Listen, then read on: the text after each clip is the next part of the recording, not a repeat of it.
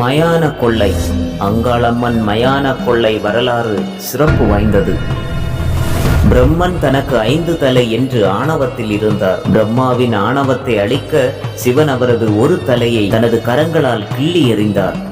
தனது கணவரின் தலையை கொய்ததால் சரஸ்வதி ஈசனுக்கு சாபம் கொடுக்கவே அவருக்கு பிரம்மகத்தி தோஷம் பிடித்தது. பிரம்மகத்தி தோஷம் பிடித்த சிவபெருமான் பித்தனாக சுடுகாடு முழுவதும் சுற்றினார்.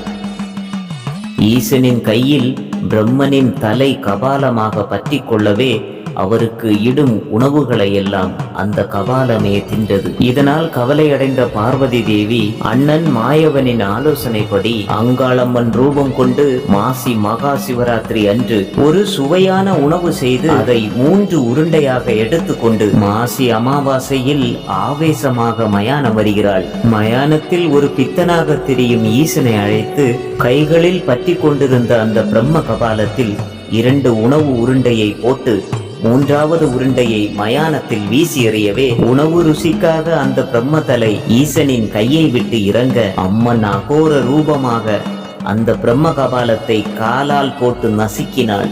ஈசனுக்கு பிரம்மகத்தி தோஷம் விலகியது. இதனை நினைவு கூறும் விதமாகவே அனைத்து அங்காளம்மன் கோவில்களிலும் மயான கொள்ளை திருவிழா நடைபெறுகிறது.